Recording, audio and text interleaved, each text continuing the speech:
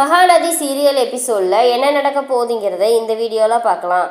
நம்ம காவேரி வந்து tablet வாங்குறதுக்கோசரம் medical shop போயிட்டுருக்காங்க. அந்த நேரம் பார்த்து விஜய் வர்றாரு. விஜய் வந்து பேசுகிறாரு, ஏன் காவேரி என்னை விட்டு விலகி போகிற, நீ நம்ம முன்னாடியே பேசி வச்சது தானே, அப்புறம் எதுக்கு நீ இவ்வளோ தூரம் உங்கள் அம்மா பேச்சை கேட்டுட்டு நீ இது பண்ணிக்கிட்டு இருக்க அப்படிங்குமே, இப்போ எங்கே கிளம்பிட்ட அப்படிங்கவும் டேப்லெட் வாங்க போகிறேன் அப்படின்னு சொல்கிறாங்க.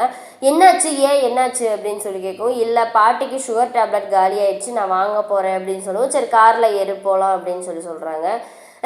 நீங்கள் எதுக்கு இப்போ இங்கே வந்தீங்க அப்படிங்கும். இப்போ மட்டும் வரல, நான் காலையிலேருந்தே இந்த சைடு தான் சுற்றிக்கிட்டு இருக்கேன் அப்படிங்கும். அதான் பசுபதி அங்கே உங்கள் வீட்டுக்கு வந்து மிரட்டிட்டு வந்து நாங்கள் நம்ம வீட்டுக்கு வந்து, நம்ம வீடுன்னு சொல்லக்கூடாதோ, எங்கள் வீட்டுக்கு வந்து விரட்டிட்டு வந்தான். அதனால தான் அப்புறம் வந்து குமரனை வந்து வர்ற வழியில் பார்த்தேன். அப்போ தான் கேட்கும்போது உங்கள் வீட்டுக்கும் வந்து இங்கே விரட்டிட்டு போனதான் கேள்விப்பட்டேன். அதனால தான் நான் மறுபடியும் போய் அவங்க வீட்டில் போய் பசுபதியோட கையை உடச்சி விட்டு வந்துட்டேன். இப்போ அநேகமாக வந்து பசுபதிக்கு கட்டு போட்டிருப்பாங்க அப்படின்னு சொல்லிக்கிட்டு இருக்காங்க. ஆமாம், நீ எதுக்காக வந்து நீ என்னை இப்படி விலகி போகிற அப்படின்னு சொல்லவும், அதெல்லாம் ஒன்றும் இல்லை, தயவு செஞ்சு நீங்கள் போங்க, இங்கே நிற்காதீங்க அப்படின்னு சொல்லவுமே, நீ எதுக்காக, நம்ம எல்லாம் முன்னாடியே பேசி வச்சதானே, நீ வந்து என் கூட வந்துடுறேன்னு தானே சொன்னேன், உங்கள் அம்மாவே வேண்டான்னு சொன்னாலும் உங்கள் கூட வந்துடுறேன்னு சொல்லி தானே நீ சொன்ன, அப்புறம் எதுக்கு நான் அந்த வந்து அப்போ கேட்டப்ப நீ எதுவுமே சொல்லாமல் நீ அந்த மாதிரி பேசின அப்படின்னு சொல்லவும், அதெல்லாம் எதுவுமே இல்லை அப்படிங்க. அப்போ நீ எங்கள் பாட்டி பேசுனதுக்காக எதுவுமே நீ அதை பற்றி யோசிக்கிறியா அப்படிங்கும். அப்படியெல்லாம் எதுவுமே இல்லை, நான் பாட்டி பேசுனதெல்லாம் எதுவுமே நினைக்கல அப்படின்னு சொல்லவுமே, பொய் சொல்லாத காவேரி அப்படின்னு சொல்லுவான். தயவு செஞ்சு யோசிச்சு பாரு, நம்ம குழந்தைக்காகவும் நம்ம உனக்காக என் வாழ்க்கைக்காக பார்த்து யோசிச்சு பாரு, உன் குடும்பத்தை எல்லாத்துக்குமே நீ யோசிச்சு பாரு காவேரி.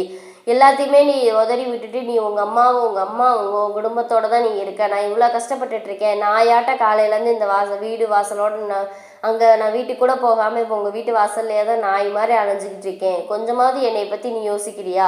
உன்னைய பற்றியும் உன் குடும்பத்தை பற்றி மட்டும்தான் யோசிக்கிற அப்படின்னு சொல்லவுமே, என்னைய பற்றியோ என் குழந்தைய பற்றியோ நீ யோசிக்கவே இல்லை அப்படின்னு சொல்கிறாங்க.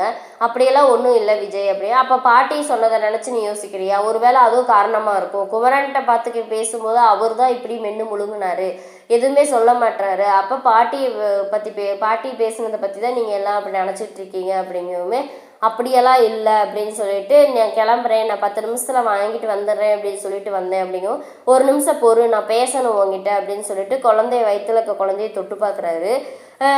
அவருக்கும் ரொம்ப எமோஷனல் ஆகி தொட்டு பார்த்துட்டு இது பண்ணிகிட்டு இருக்காரு. தயவு செஞ்சு உனக்கு 2 நாள் டைம் கொடுக்குறேன், அதுக்குள்ள நீ நல்ல முடிவாக எடுத்து எப்படியாவது வீட்டில் பேசுகிறதுக்கு வழியை பாரு. உன்னைய பற்றி, நம்ம குடும்பத்தை பற்றி, குழந்தைய பற்றி, உன் குடும்பத்தை பற்றி எல்லாத்தையும் பற்றி யோசி. 2 நாளில் நான் வர்றேன், நல்ல முடிவாக எடு அப்படின்னு சொல்லவும், வேண்டாங்க பசுபதி, நான் வந்து உங்கள் லைஃப்பில் வந்தால் மறுபடியும் பசுபதினால உங்களுக்கு பிரச்சனை வரும், அதனால தான் நான் வந்து வேண்டான்னு சொல்லி விலகி போனேன், இனிமேல் நம்ம இப்படியே இருந்துக்கலாம் அப்படிங்கும். லூசு மாதிரி வளராத காவேரி, தயவு செஞ்சு பசுபதியை தான் நான் பார்த்துக்கிறேன்னு சொல்லிட்டேன்ல, அப்புறம் எதுக்கு நீ அவனை பற்றி யோசிக்கிற அப்படிங்கும். பாட்டியுமே அதை பற்றி தான் யோசிக்கிறாங்க. தயவு செஞ்சு சொன்னால் கேளுங்க, அப்படி பார்த்தா நாங்கள் 2 பேரும் ஒரே மாதிரி தானே யோசிச்சிருக்கோம், உங்கள் நல்லதை பற்றி தான் நாங்கள் 2 பேர் நினைக்கிறோம் அப்படிங்குமே, நீ தயவு செஞ்சு பேசாமல் இரு, என்னை ரொம்ப டென்ஷன் ஆக்காத அப்படின்னு சொல்லிட்டு விஜய் பேசுகிறாரு.